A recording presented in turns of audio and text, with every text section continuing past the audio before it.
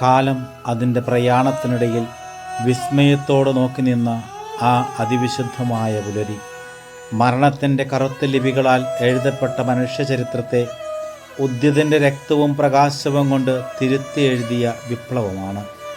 ആഴ്ചയുടെ 1-ാം ദിവസം ഇരുളും വെളിച്ചവും തമ്മിൽ പ്രണയപൂർവം ആലിംഗനം ചെയ്യുന്ന ആ യാമത്തിൽ സ്നേഹത്തിൻ്റെ അഗ്നി ചിറകലേറ്റി ഈശോയെ സ്നേഹിച്ചിരുന്നവർ കല്ലറയെ ലക്ഷ്യമാക്കി നടന്നു. അവരുടെ കൈകളിൽ സുഗന്ധവർഗ്ഗങ്ങളുണ്ടായിരുന്നു. എന്നാൽ ഹൃദയത്തിൽ ഈശോയുടെ വേർപാടിൻ്റെ നീറുന്ന നോവായിരുന്നു. പ്രിയപ്പെട്ടവൻ്റെ ശരീരം കാണാൻ ചെന്നവർക്ക് മുന്നിൽ പ്രകൃതി അതിൻ്റെ നെഞ്ചു തുറന്നതുപോലെ ഭൂമിയൊന്ന് പ്രകമ്പനം കൊണ്ടു.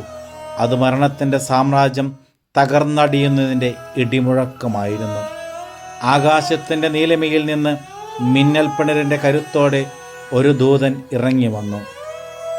മനുഷ്യയുക്തിക്ക് ഉരുട്ടിമാറ്റാനാവാത്ത വിധം ഉറച്ചുപോയ നിരാശയുടെ ആ ഭീമൻ കല്ലിനെ അവൻ വെറുമൊരു പൂവിതൾ പോലെ തട്ടിമാറ്റി. കാവൽക്കാർ ഭയം കൊണ്ട് മഞ്ഞുമല പോലെ ഉരുകി വീണു. കാരണം നിത്യപ്രകാശത്തിന് മുന്നിൽ ഇരുട്ടിൻ്റെ കാവലാളുകൾക്ക് എന്നും ആയുസ് കുറവാണ്. ആ കല്ലിന് മുകളിൽ ഇരുന്നു കൊണ്ട് ദൂതൻ മരണത്തെ പരിഹസിച്ചു. അന്ധകാരം വെളിച്ചത്തിന് വഴിമാറുന്ന ആ നിമിഷം ചരിത്രത്തിലെ ഏറ്റവും വലിയ വിജയഗാഥയായി മാറി. ശൂന്യതയിലെ സാന്ദ്രത ലോകത്തെ ഞെട്ടിച്ചുകൊണ്ട് ആ സ്വർഗീയ നാദം മുഴങ്ങി, നിങ്ങൾ ഭയപ്പെടേണ്ട, അവൻ ഇവിടെയില്ല.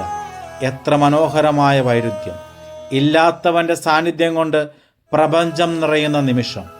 അടച്ചുപൂട്ടപ്പെട്ട കല്ലറയുടെ ശൂന്യത പ്രഘോഷിച്ചത് ക്രിസ്തുവിൻ്റെ തോൽവിയെ അല്ല, മറിച്ച് മരണത്തിൻ്റെ അന്ത്യത്തെയായിരുന്നു.